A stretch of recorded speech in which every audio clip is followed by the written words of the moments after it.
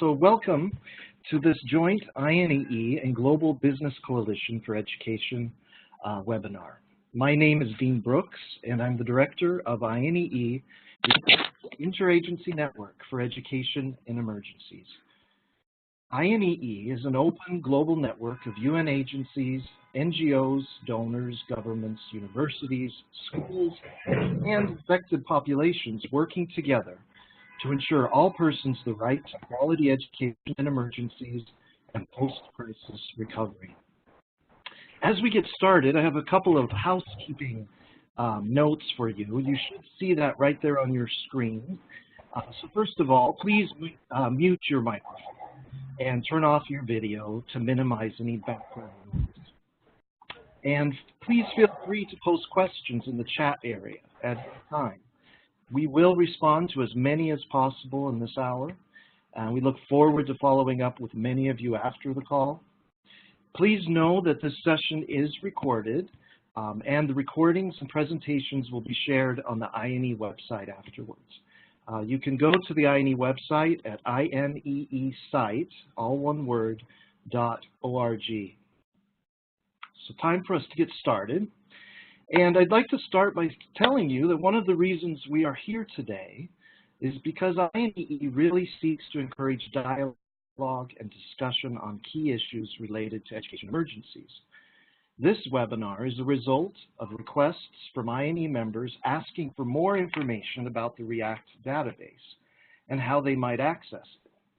So the purpose of this webinar is really to provide information and communicate such, especially related to the database, which really helps to make matches between implementation needs and business resources. I'd also like to say that INEE recognizes that there are complexities to be considered. We would really like to encourage all of those on the call to become familiar with the INEE minimum standards for education. Recognizing that after emergencies and in protracted crisis, education systems may be at their most vulnerable. Those minimum standards, or these minimum standards, they provide us with principles to guide our work and ensure that human rights are upheld.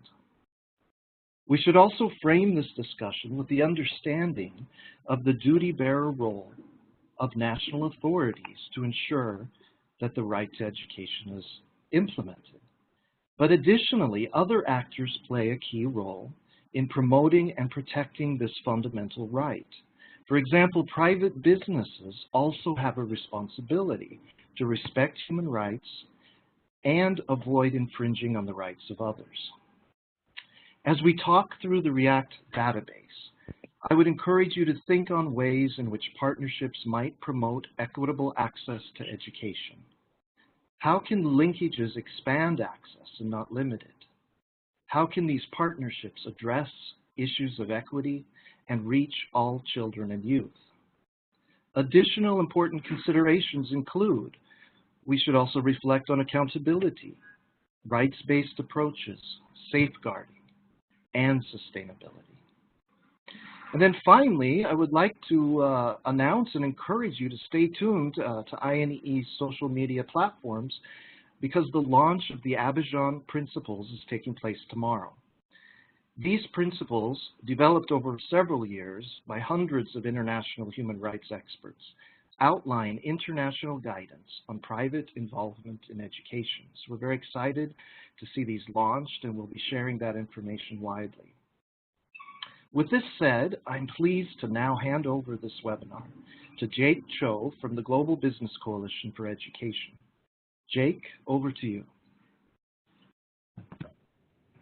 Thank you, Dean, and welcome everybody to today's webinar. Before we begin, I would like to thank INEE for this opportunity to talk to the many partners who've joined today to learn more about the REACT initiative. Again, as Dean mentioned, my name is Jake Cho. I am the project manager at Global Business Coalition for Education, and I lead the REACT initiative. And I'll be your host for the rest of this hour to walk you through, first, the overview of the REACT initiative, to tell you a little bit more about what it is, how it works, and give you a brief live demo of our digital platform. Followed by the demonstration, I've invited 3 guests, Yasmin Sharif from ECW, Graham Peters and from Avanti Government, and Haley from ARIP International Development, to share their insights and experiences on having built partnerships to advance education in emergencies.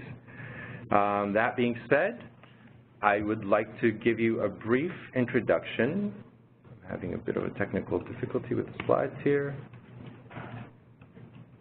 Okay, there we go. So before we begin and dive into REACT, I'd like to give a bit of a context on what Global Business Coalition for Education is, and what we do and what we stand for. So as the name implies, we are a coalition of businesses who want to be a force for good in ensuring quality education for youth across the globe. And around the time of our establishment, corporate support in education did exist, but they tended to be small, one-off, short-term, and were not reaching the most marginalized. And in terms of the size of the contribution compared to the health sector, corporate support for education was merely 1/16 of the size of corporate contributions going to the health sector. So in 2012, with that in mind, GBC Education was founded with 10 founding members to be able to coordinate and to more effectively respond to the global education crisis using all of the know-how and resources that are in the business community.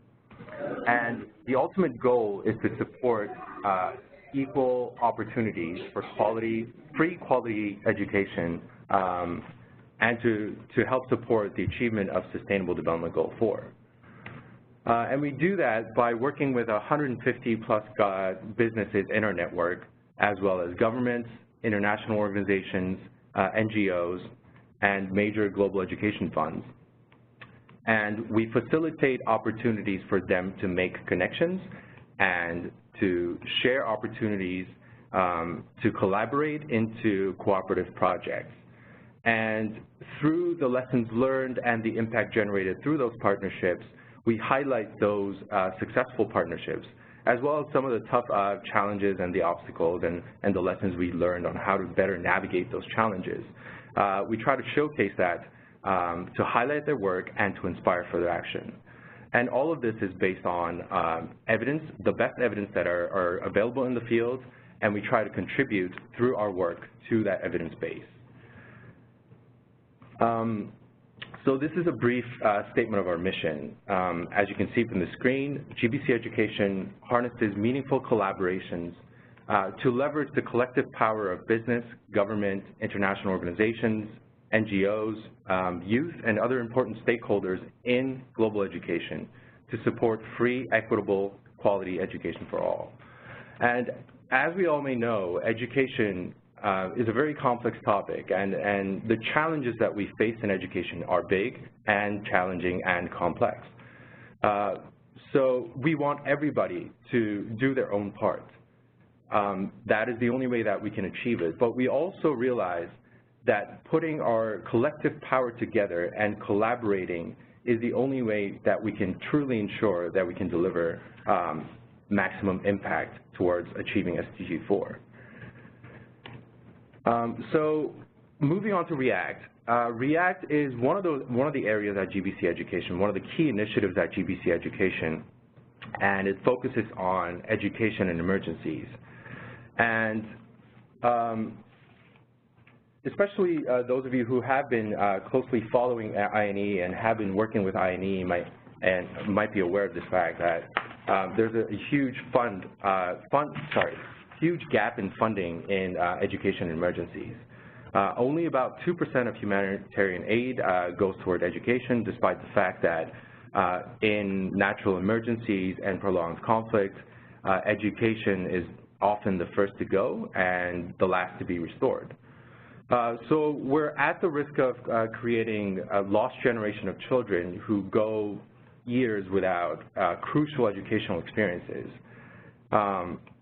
And businesses are acutely aware of this fact. They're increasingly becoming more aware of this fact because this lost generation can have major implications, not only in terms of the right of education for these children themselves, but also at large, lasting and devastating socioeconomic impact. So what we found is that the business community is willing and able to contribute to supporting these children who are affected by natural emergencies and other conflicts. But we've also noticed that businesses struggle to find exactly how they might go about doing this, because most of the businesses that we have on our REACT and our Global Business for Coalition network, their core business is not delivery of education. So their expertise may lie in their own business areas, but not necessarily in education and emergencies. So what we try to do through REACT is to connect these businesses and to provide a clear entry point as well as specific avenues where they can engage with programs and implementers who are delivering education in education and emergency situations. So to go into the REACT model a little bit more specifically, REACT can be considered a hub for tailored channeling of corporate contributions to education and emergencies. And we do this by three major functions. First, we map offers of tangible support from the business community. So right now we have about 70 companies who have signed on to REACT, and they have made commitments to offer various resources in their business, whether it be financial support or in-kind support in the form of goods and services, technical expertise, and volunteers. So we map the interests of the business communities and the kind of resources they are willing to offer. Next, we track the educational challenges in need of solutions on the ground. So we work with ECW as well as other organizations who are at the forefront of delivering education in emergencies. And we reach out to those partners to get a sense of what are the major gaps in resources. What kind of resources can we provide to help them better deliver their programs? So once we have these two different actors or different group of actors' resource needs and contribution of resources mapped out, we can then try to create matches in terms of what is needed on the ground and what the businesses are offering. And if you look at the REACT ecosystem, you can divide the larger ecosystem that we have and the partners that we have within the REACT ecosystem into two groups. As you can see on the left, you can see the business community who have various resources they're willing to offer. On the right-hand side, represented in green, are the governments, the implementation partners, the NGOs, as well as ECW and the many partners that they work with on the ground, who have various needs of resources and gaps that they need to be filled in order for them to be able to more effectively deliver their programs. And this is a representation of the REACT mechanism. So as I mentioned, the business communities are able to offer financial support as well as in-kind support, including goods and services, technical expertise, and employee volunteers. And if you look at the orange arrow that is going from the left-hand side to the right-hand side, you'll see that the resource flow is from the business community to the implementation partners. On the other hand, we have implementation partners who have requested, and I've listed here some of the examples that we have received, some of the examples of resource requests that we have received from the implementation partners. So an organization's on the ground may be requesting basic educational supplies and materials. Some organizations are in need of support to build safe infrastructure that is more resilient to natural emergencies, as well as to recover from the damages they have suffered in emergencies. Another big area of request is around logistics and delivery. Textbook is a good example here.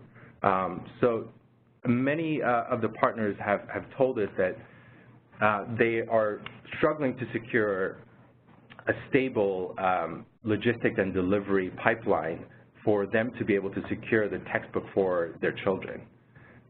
So we've partnered with different organizations to come up with solutions, whether it's actual technical solutions, logistical arrangements, as well as technical expertise in terms of advising how we can improve that pipeline. And of course, because a lot of the partners on the ground work in situations where they don't have stable access to the infrastructure, such as not just the physical buildings, but as well as electricity and stable connections to internet, requests around technology is also a big one. And in order for them to be able to deliver these online educational content and programs, they are requesting hardware such as computers and tablets, but also platforms, online platforms for teaching and learning to be able to better deliver these content, as well as to train the teachers to be able to use these technologies and to deliver these programs to better the outcomes. And the last group of requests that we've been getting is around technical capacity. So especially this tends to come from the country-level offices or the regional offices of some of the bigger organizations. And what they're requesting is capacity in terms of data management to improve their ability to do damage assessments, as well as to gather educational-related data, as well as procurement. So the second item here, the procurement, might apply more to the smaller organizations, where the companies who have vast expertise in terms of contracting and procurement can lend their expertise and help these organizations go through the often very difficult and complex procurement processes. So I prepared two examples of React in action. So since the launch of the React digital platform in April of 2018, we have connected two different partnerships that are being delivered on the ground right now. The first of which is the partnership between HP and Education Cannot Wait. So we have connected Education Cannot Wait with HP to deliver HP's school cloud technology. So this is HP's hardware where you can upload educational materials that are, and they have worked with the Ministries of Education to make sure that the materials that are being uploaded onto these devices are approved and are updated by Ministries of Education. And up to 75 computers and tablets can be connected to this device to be able to access the materials on the device, even in situations that don't have connectivity to internet. So this is basically a storage device that stores educational material and provides access to up to 75 computers and devices in areas that don't have internet connectivity. And they've partnered with Learning Equality to utilize their offline learning platform called Colibri. And HP and ECW are working to deploy the HP school technology in Uganda starting this spring. And they are starting with a few select schools in Uganda, but hope to expand the partnership to several other schools throughout the country over the following year. The next partnership that I want to highlight is between Avanti Communications and SINA, Social Innovation Academy. Social Innovation Academy is an NGO based in Uganda that works with refugee children as well as former orphans, street children who are vulnerable to the situations that they face in their own communities. And they provide educational programming in social entrepreneurship for them to be able to turn their own stories and their own communities' problems into solutions. And what Social Innovation Academy was requesting was internet connectivity, because they were operating in areas that did not have stable access to internet connections. And Avanti Communications stepped up because they have and later on we'll hear from Graham, who is the managing director of Avanti government, in more detail. But they have a network of satellites that provide connectivity to areas in Europe, Middle East, and Africa. So they have agreed to provide connectivity to SINA at no cost. And this is going to benefit 50 to 70 scholars who resides in or visits the CINA campus every day. And although CINA is just working in one location right now, they're expanding their reach to BD Camp later this year. So that was a brief overview of how the React platform works. Now I would like to switch gears a little bit to give you a live demo of what the platform looks like and what the process of requesting resources might look like for implementation partners. So I'm going to switch over my screen to share the browser screen so that you can follow along.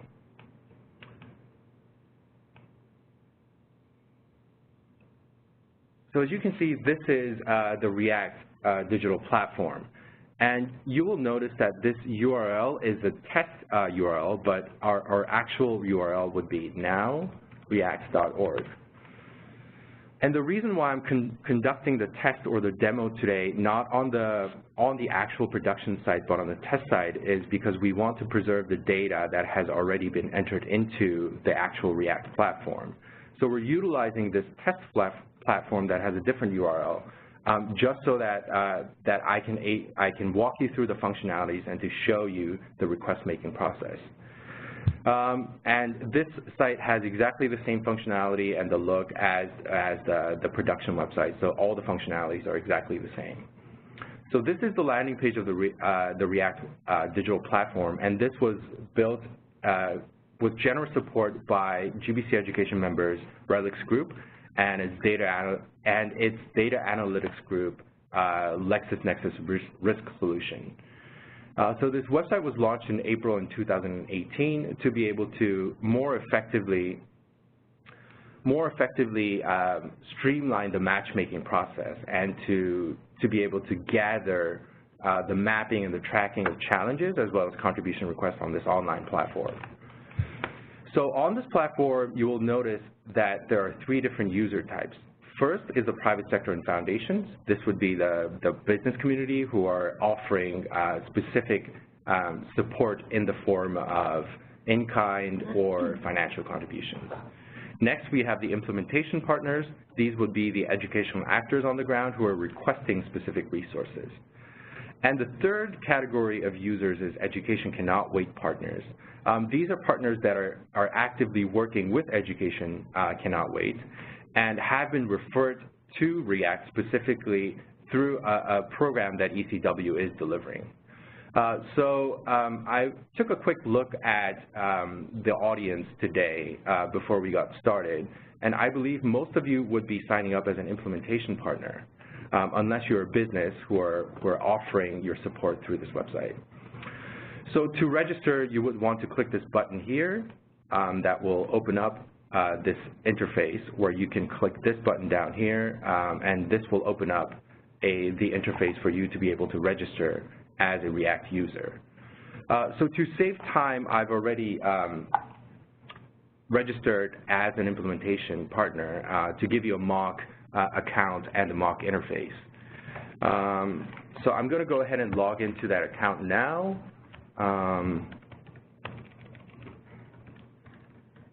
I've chosen CINA's URL here to be able to make.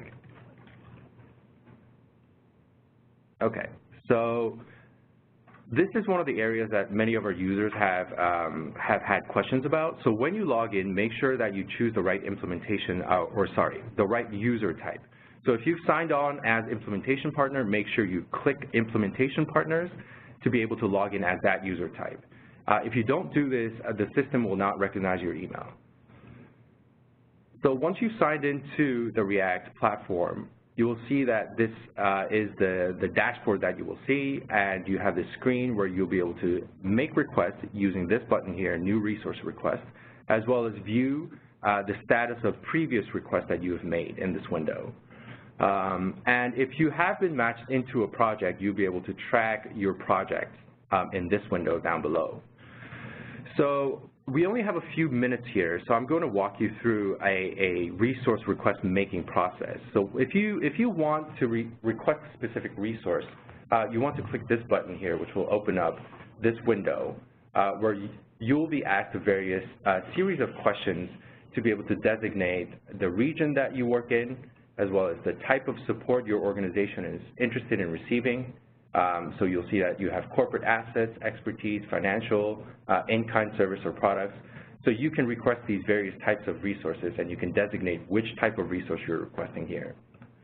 And oftentimes, the type of resource that you're requesting depends on the type of response that you're delivering. So we've designated different categories. General crisis needs, this would be if your program is delivering education after the crisis is hit. Immediate and first response would be mostly in natural emergency situations where you're requesting immediate support.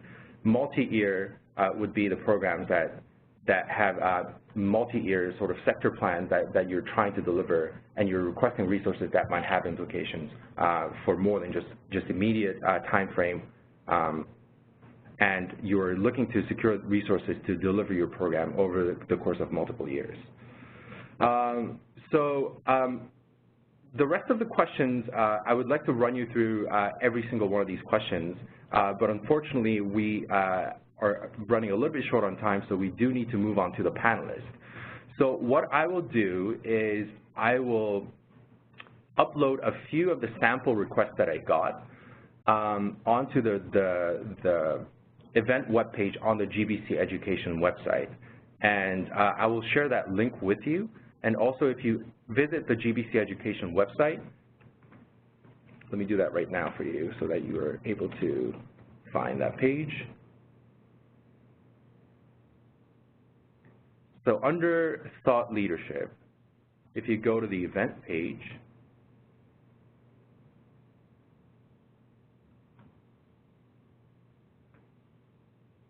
you will see that there's a page for React webinar. And I'll make sure to upload the sample requests and extra resources on this tab right here, Reference Materials. And if you have any questions on how to access this, please just feel free to email me or email INEE, and I'm sure they'll be able to direct you to the right sources. So now I would like to move on to the panel discussions, and before we do that, let me briefly introduce the three panelists that I've invited. So first we have Yasmin Sharif, the Director of Education Cannot Wait. She has over 30 years of experience in the education and emergency sectors, and currently she's working closely with Global Business Coalition for Education to draw further support from businesses to be able to deliver her programs more effectively. Next, we have Graham Peters, Managing Director of Avanti Government. Graham has over 25 years of experience in the ICT industry, and he is leading the work in making sure that Avanti can expand access to connectivity to those who are marginalized. And lastly, we have Haley Grigg from Arab International Development. So Haley has been working in designing and evaluating schools infrastructures and providing strategic and technical advice to be able to make sure that the infrastructure and the constructions are more resilient to natural emergencies. And she's also worked closely with World Bank and DFID to publish a few guidelines on how organizations on the ground might be able to do so. So first, Yasmin, I don't know if you're online. I'd like to start by turning to Yasmin with the first question. Yasmin, are you online? Thank you, Jake. I'm online. Thank you very much. Thank you for the introduction. Allow me to make a slight correction. Yes, 30 years of experience, 30 years of experience in emergency and crisis doing development programming across many sectors. So just to make that correction. Yes, I'll go ahead. The first question, right? Yes. So, Yasmin, ECW has been a strong supporter of engaging businesses to support education in emergencies, and particularly through React, and we thank you for that. But what would be your advice for the implementation partners who may be unfamiliar with the React platform on how they can utilize this platform to advance their programs? Thank you very much, Jake. And I would also like to thank you and all colleagues and friends who are participating in this webinar.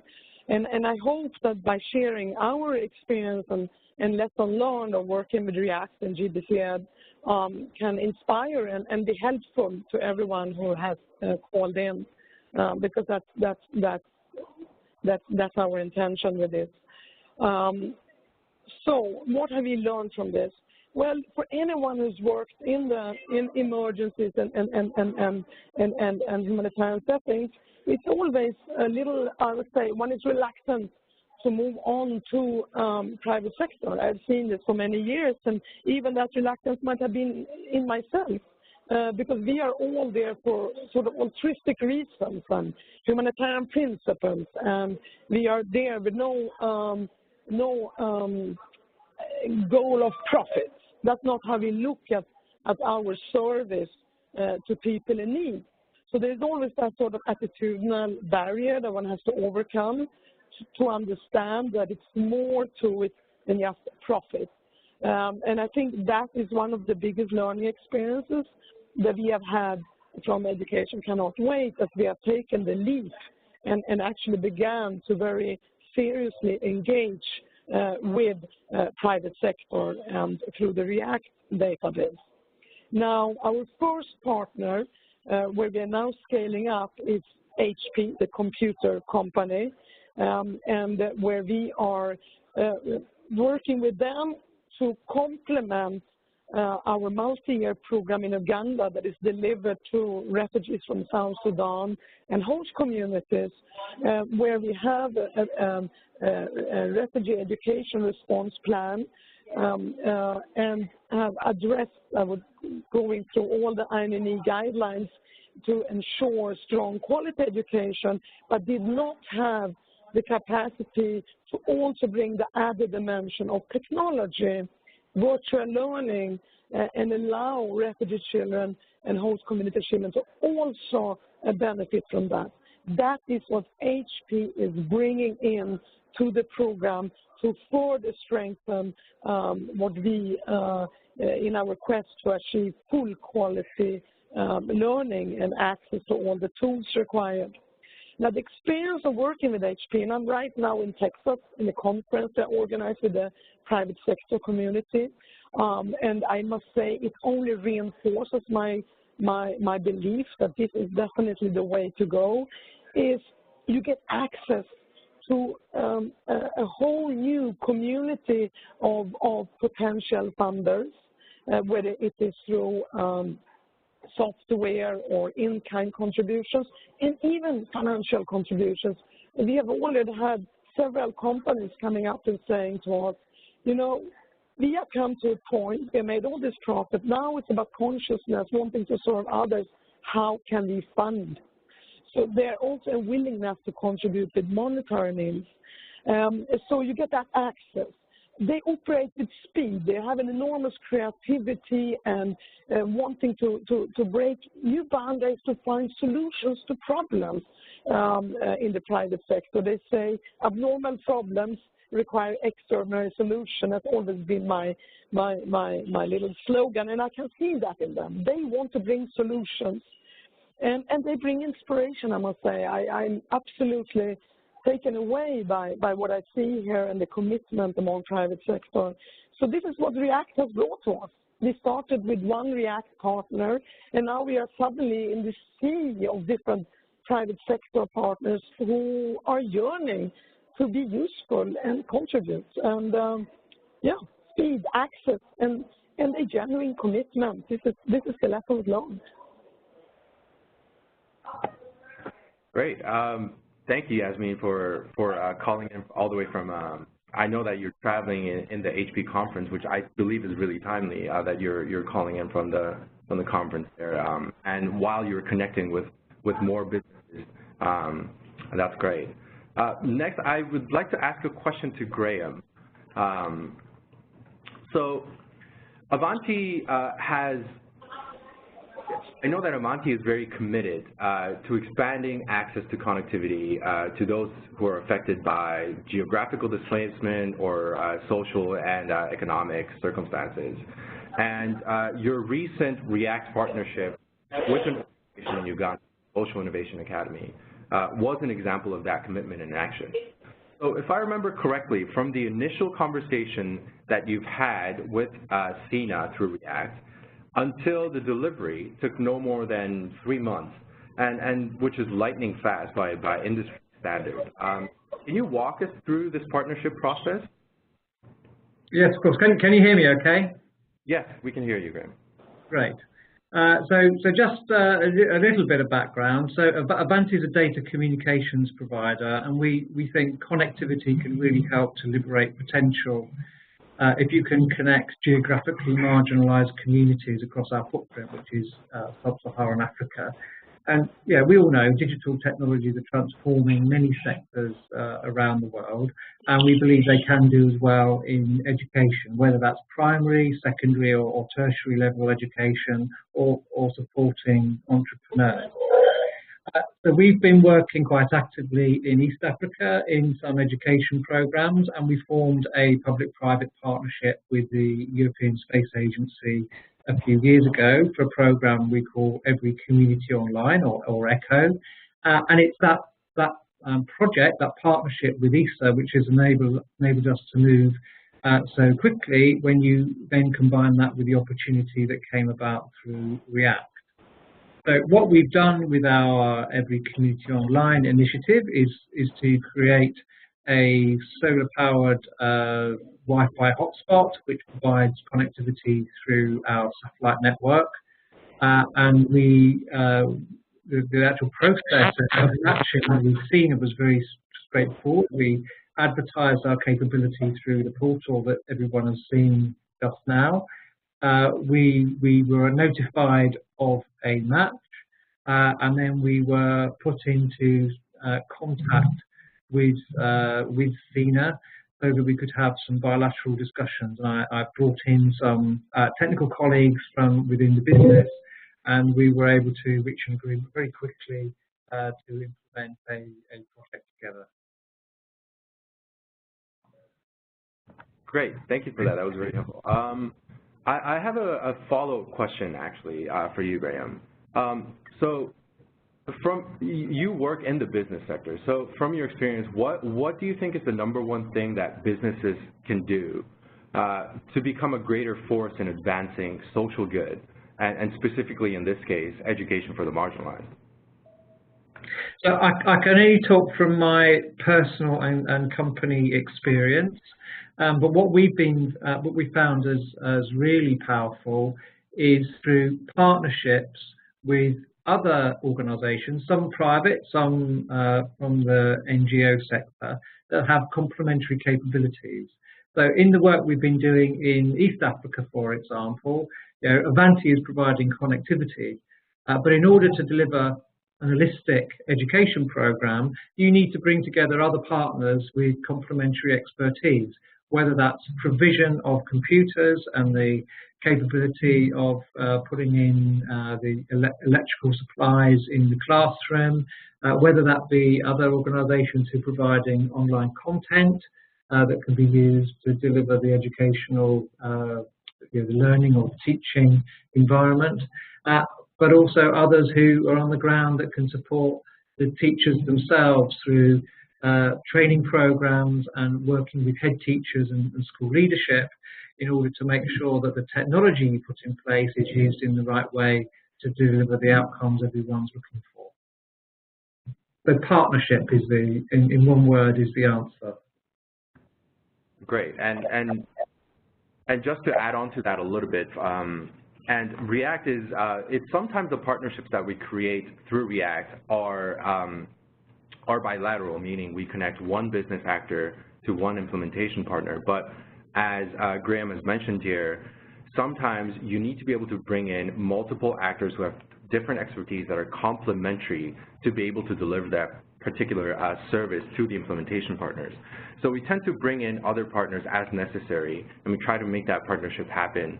And right now, the mechanism on the React platform is bilateral, but we are working on improving our matching mechanism, and the phase 2 of the website will be rolled out later in early summer this year. And on that new platform, we're trying to build in mechanisms where we can have multilateral partnerships and multilateral matches so that we can bring a group of people to discuss partnerships and to move forward together. That being said, I would like to now turn to Haley.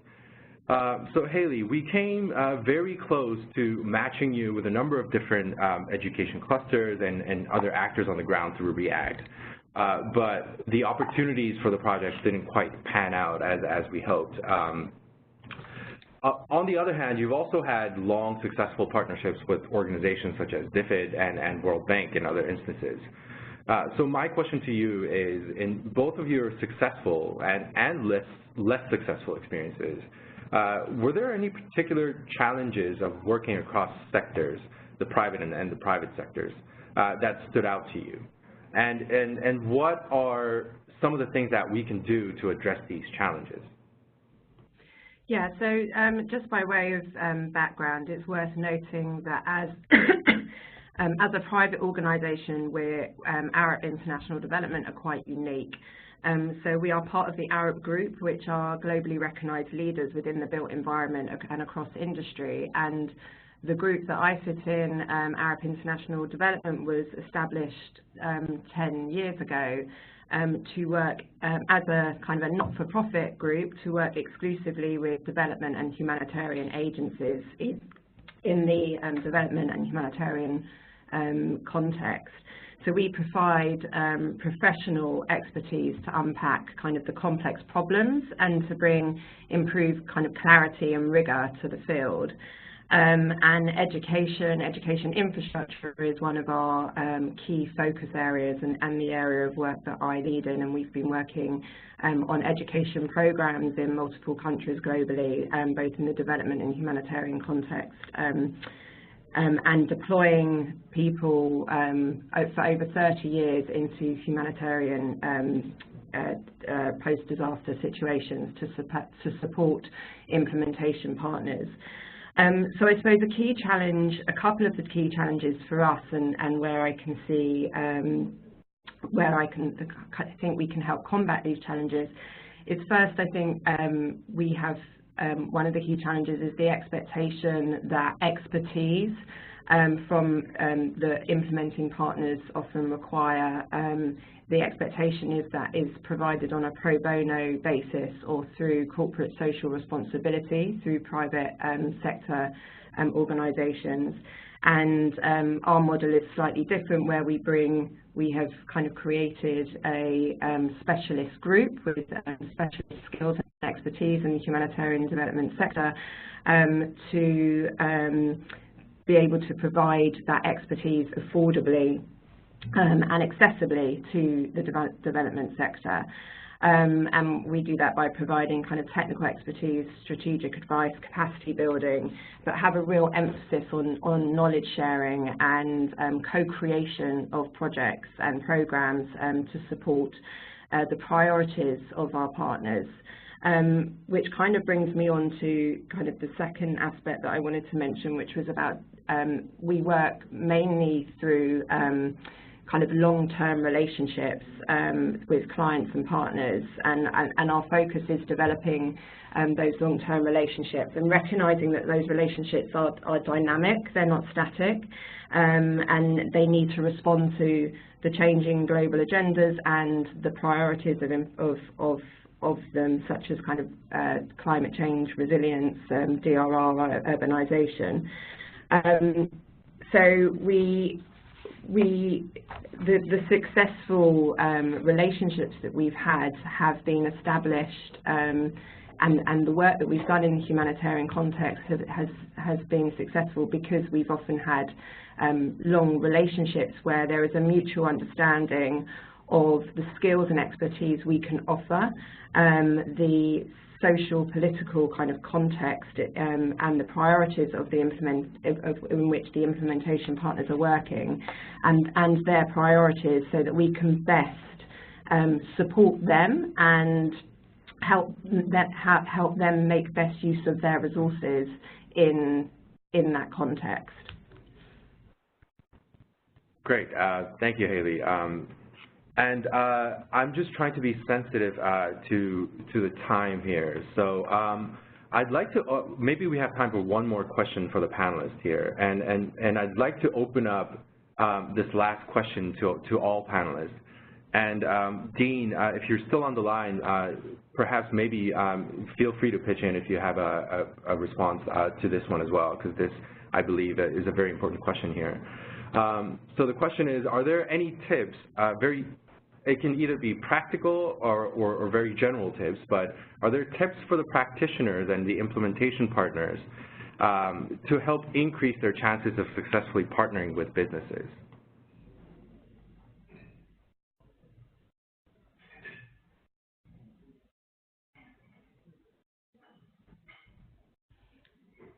I'm happy to kind of have a go and answer. Yeah, sure. Thank you. I mean, a tip for me, I think, is from private sector especially, is really understanding the priorities and the needs of implementation partners and the global agendas that they are working towards and the context that they are working in, so that we as kind of private sector can provide the implementation partners with the right and appropriate support.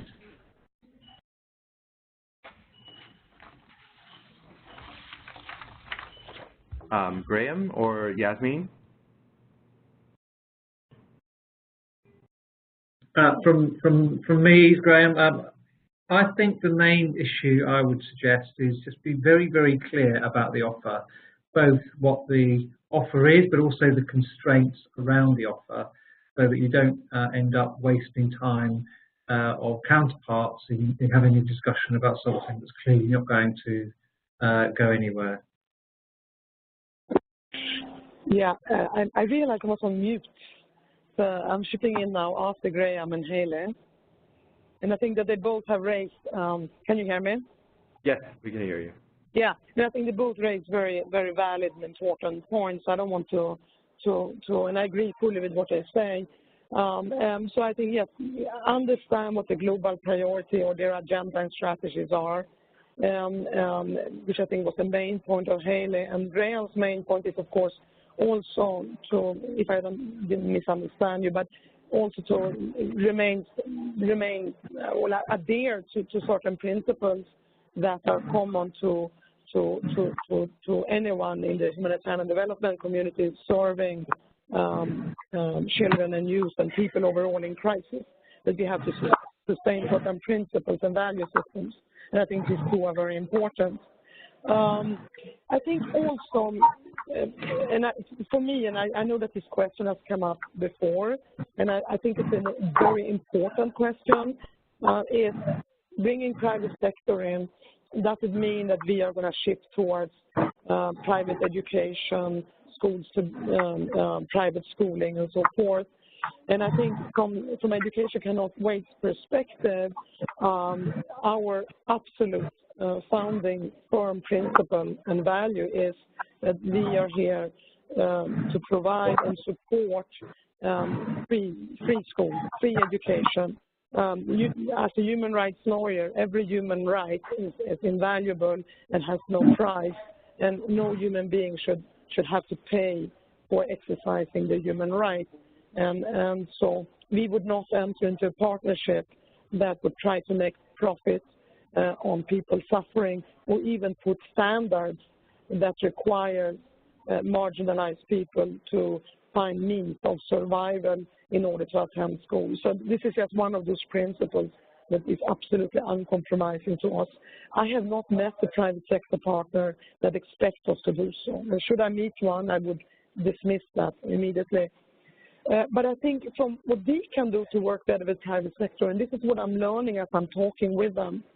One, yes, private sector is looking for markets, but they're not necessarily looking for markets alone. And I realize this when I'm speaking to them here. Many of them have reached a point in their life where they want to go beyond profit and markets, and they just want to leave a legacy behind where they actually did something that was not for them alone or for their company alone. And I think that's a beautiful reflection of their evolution. both individually and collectively. They actually want to contribute to humanity.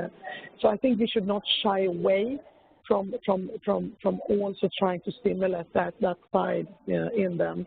Becoming a philanthrope is that much an incentive for private sector. Secondly, on our part, and that's why I think there has been so many stumbling blocks trying to reach out to the private sector, especially big bureaucracies. And for someone like me who have seen the UN for so many years, where there's a strong attempt to work at private sector, but it just doesn't seem to have that breakthrough, we got a shift from bureaucratic thinking and limited thinking and reprogrammed in boxes, and we can't do this, and this is not possible, and don't break out of the mold, which is very much a reflection of bureaucracies. Private sector don't get attracted to that. And that doesn't bring success either, for that matter, and they know that. They have a different attitude, and that is what I find so attractive with private sector. So we also need an attitudinal shift. As we hold on to our value systems and hold on to education as a fundamental inherent human right that cannot be sold or bought, we also have to shift our attitudes to say it's okay with success and it's okay to think limitless. Because if we are going to reach 75 million children in crisis, we have to adopt that attitude. And that is what education cannot wait. Is benefiting from as we work with REACT and private sector. Yeah, thank you, Yasmin.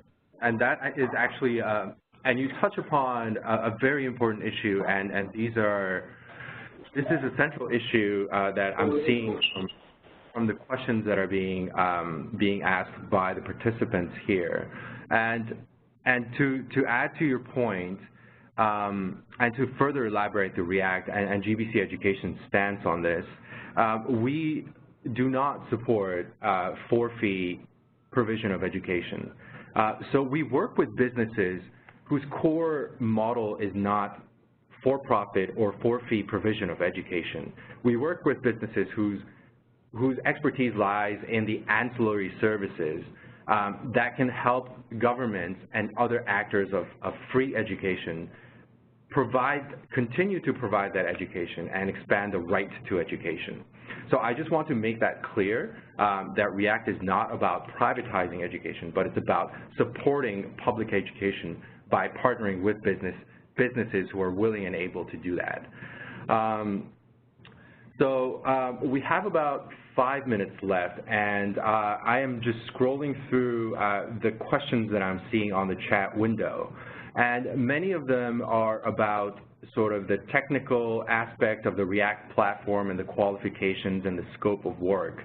Unfortunately, we don't have time to address those issues right now, but what I will do is I will try to address these issues separately, as many of the questions that I can get to, and I will email those responses out to you following the webinar. But in the remaining 5 minutes, maybe one question that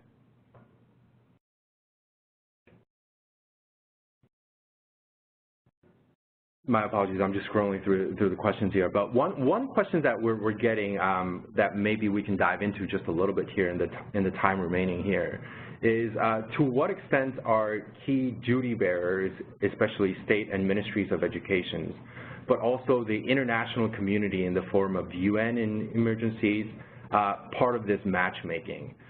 This is a question that I can start to address, and maybe if you have responses, feel free to pitch in. But to a large degree, I know that ECW is a big partner on REACT, and ECW does work with states and ministries of education to come up with sector plans to be able to deliver a response in that country specifically. So they do play a large part in terms of designing the kind of partnerships and the resources that they would want to derive from the businesses. So they are a very important stakeholder in shaping the project. I hope that answers the question, but Yasmin, if you have any additional answers that you would like to add, please feel free.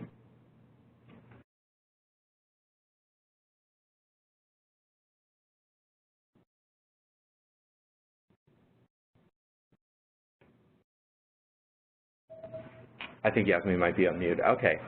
Well. Sorry. I was on mute. I started speaking to myself. Now I'm back. Okay. So we don't develop sector plans per se, but if we come into a crisis country and the sector plan exists, we make sure that our multi-year education response plans are fully aligned with the sector plan in as much as with the humanitarian response plans, because our job is to bridge the two. Now, when you work in crisis, you are usually dealing with governments, or always actually, who are either unable or unwilling to deliver basic services such as education to its population. They're either unable or unwilling. And that's where the international community has a responsibility by international law to come in and provide support to empower the government to do the job if they are willing to be empowered, and also to deliver to the people, because it's about the people as well. And they cannot wait for the government to be empowered until they access education. That's where they call education cannot wait. So yes, and then we work, so host government plays an instrumental role in all that we do, but we also bear in mind that they might be unable or they might be unwilling, and then we have to find other solutions because the children are our primary target group. International community at large, donors, yes. Private sector, yes.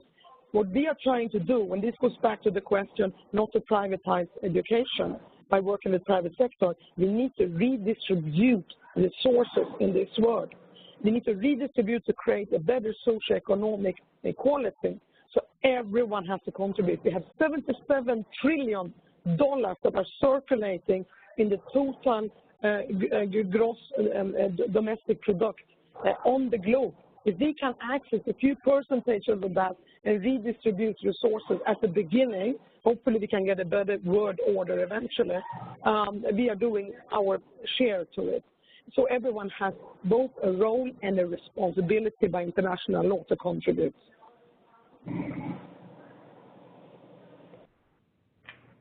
Okay, thank you for the response, Yasmin. I'm afraid that's about the time that we have allotted for today's call. So I would like to take this opportunity once again to thank Yasmin, Graham, and Haley for joining the discussion today. And once again, I would like to thank INEE for the opportunity and everyone who's joined in for this hour to learn a little bit more about REACT. I know there's still a lot of questions about REACT that have gone unanswered, so we'll try to get to those as many of those as possible following the webinar. And lastly, I'd just like to share this link for those of you who can see the screen.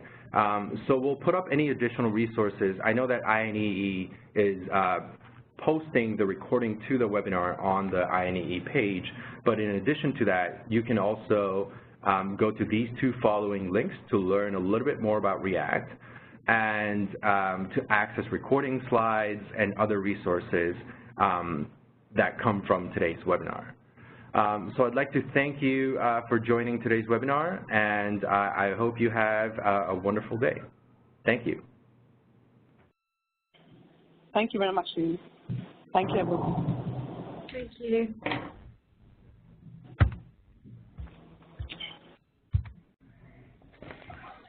Thank you.